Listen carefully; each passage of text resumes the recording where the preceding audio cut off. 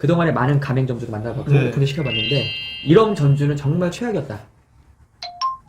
가입할 때부터. 그러니까 상담하다 보면 나오지 않나요? 왜냐면 나오죠. 지금 말씀하신 거 보면 경험적인 근거로 좀 믿어라고 했는데 이런 점주님들이 좀 있을 것 같아요. 지금 우리가 말하는 블랙이라고 할게요 그냥. 좀 말이 되나요 이런 거? 저는 많이는 못 만나봤어요 사실 그런 분들. 띠로링 진짜 많이 못 만나봤어요. 그 많이 안 만나본 사례 중에 가장 최악이었던 거. 그런 분들을 아예 창업 안 시키거든요. 아, 진짜 과감하게. 근데 이제 그런 분들 같은 경우에 많이 이제 포기시키고 안 하는 쪽으로 갔기 때문에 이제 악성 점주님들 거의 못 만나요. 오히려 그냥 준비가 안 되신 분들은 다음 기회로 이렇게 밀어주시는 거네요. 대놓고 파트너가 돼야 되니까. 네. 많이 시간을 할애를 할 수가 없죠. 오케이. 상담할 때 커트 시키는 경우는 이제 과거에 이제 장사 경험이나 이걸 여쭤봤을 때 제가 가장 우려하는 건 계속 업종 변경을 계속 바꿔. 그리고 매장을 제가 가보잖아요. 그럼 대충 브랜드 어떤 브랜드 알잖아요. 근데 그 브랜드 아이덴티티랑 전혀 다르게 운영을 하고 계셔. 예를 들어 뭐 스몰비어, 봉구비어라고 쳤을 때 봉구비어 대충 세팅 알잖아요. 근데 네. 엄청 틀리게 자기 피규어 갖다 놓고 메뉴 이상 글씨를 써가지고 막 없는 거 넣어 있어. 그러면 저는 얘기를 하죠. 아, 저희 뭐 따라주셔야 되는데 매뉴얼 그러면 이제 막 자기 주장이 강해. 그러면 저는 바로 커트입니다. 이런. 그러니까 업종 변경하려고 상담을 했는데 그쵸. 매장 방문해보니까 컨셉이 강한 분들은 똑같네요 두 분이. 첫 만남에서는 사실 알 수가 없어요. 맞아요. 그 단서를 잡는 건데 대충 이제 매장 한번 방문 하시는구나.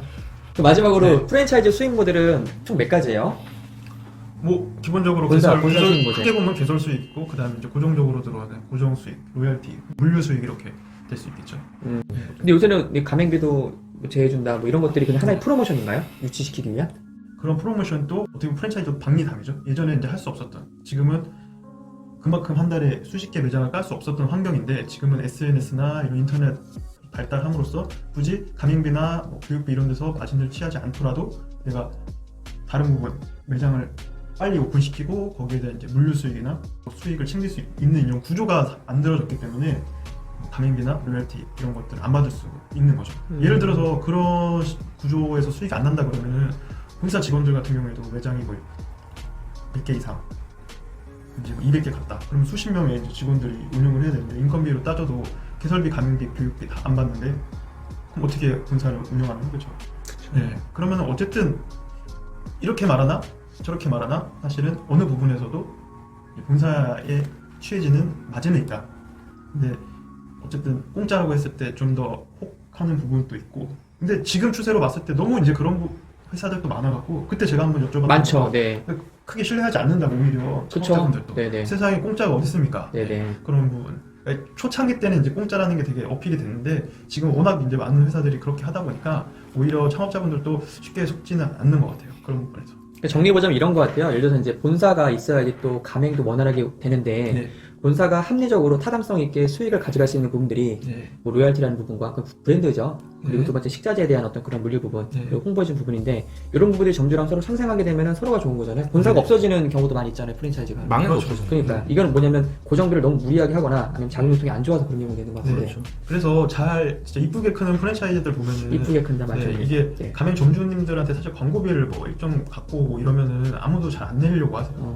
그렇지만 이제 물류나 아까 로열티 부분에서 이제 본사 수익이 생기고 본사에 지출되는 인건비나 아니면 본사 다른 고정비 지출하고 나서 본사가 또 적정 부분을 계속 점주들과 본사를 위해서 계속 가맹점 모집을 위한 광고뿐만 아니라 네. 이제 상생할 수 있는 그런 마케팅들 온라인이라든지 오프라인이라든지 아니면 뭐 연예인 섭외라든지 지금 요즘에 최근에 하는 유튜브 섭외라든지 이런 것들을 통해서 이제 가맹 점주들하고 같이 시너지 효과 낼 수 있는 예를 들어서 유튜버가 이제 먹기 시작함으로써 그런 특정 이제 아이템이 떴다. 그럼 가맹 점주님들 같은 경우에도 매출이 올라가고 그 매출이 올라가면 본사도 거기에 따른 물류 수익이 조금 더 증가가 되고 그걸 또 이제 본사가 또 선순환처럼 또 광고비 지출을 해주고 그래서 이런 부분에서 최대한 이제 오랫동안 아까 그랬던 이제 그런 무리들이 본사와 이제 가맹 점주 무리들이 최대한 오랫동안 좀 평화롭게 수익을 좀 낼 수 있는 그런 구조를 이익적인 만들어가는 공생관계가 되는 거잖아요. 네. 매출 증대되면 서로가 좋은 거고 물류비도 증가하고.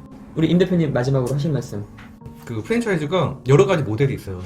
그 가성비 좋은 푸짐하고 좀 저렴한 프랜차이즈, 그런 컨셉의 프랜차이즈, 그리고 좀 고급지고 비싼 프랜차이즈 여러 가지 해봤는데 중요한 거는 뭐 비싼 제품을 팔던 싼 제품을 팔던 그거를 어떻게 본사가 잘 활용하느냐 이게 제일 중요하다고 봐요. 재료 같은 것도 강제시킬 수도 있고 그냥 풀어놓을 수도 있고 하지만 그 안에서 수익을 가지고 잘 써서 점주들이 수익이 높아지면 잘하는 거고, 풀어놔서 정말 어떤 고정비를 낮출 수 있게끔 장사를 잘할 수 있게끔 하면 그게 또 잘하는 거거든요. 그래서 요거는 그 본사의 철학과 본사가 하고자 하는 방향이 이 사람들이 하는 말과 일치가 되는지 그거를 행동이랑 비교해가면서 판단하는 것이 가장 옳다. 그래서 뭐 싼 브랜드가 좋다, 뭐 무슨 브랜드가 좋다, 이거는 이제 겉모습인 거고 정말 그대로 잘 생각하고 있느냐. 저는 그거가 가장 중요하고, 그거를 이제 체크할 수 있는 것들, 그 능력을 키우는 게 뭐 가맹비 있다 없다 이거 중요하지가 않거든요, 사실은.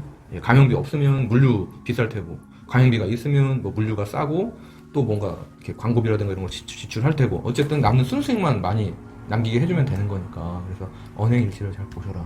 이거 하려면 상담도 많이 다녀보시고 전문가들 얘기를 듣다 보면 감이 와요. 프랜차이즈와 가맹 점주님들이 올바른 관계, 이쁘게 성장하기 위해서는 서로 간의 수익에 대한 타당성을 이해하고 그리고 믿고 함께하는 수밖에 없겠네요, 그죠? 예. 네, 오늘은 저희가 프랜차이즈에 대한 구조와 그리고 수익 모델, 그리고 프랜차이즈에 대한 생태를 좀 알아봤습니다. 오늘도 두 대표님께 너무 감사드리며 저희는 다음 시간에 또 찾아뵙도록 하겠습니다. 인사. 예. 하나, 둘, 셋. 감사합니다. 네, 이거 아니었어요? 이걸로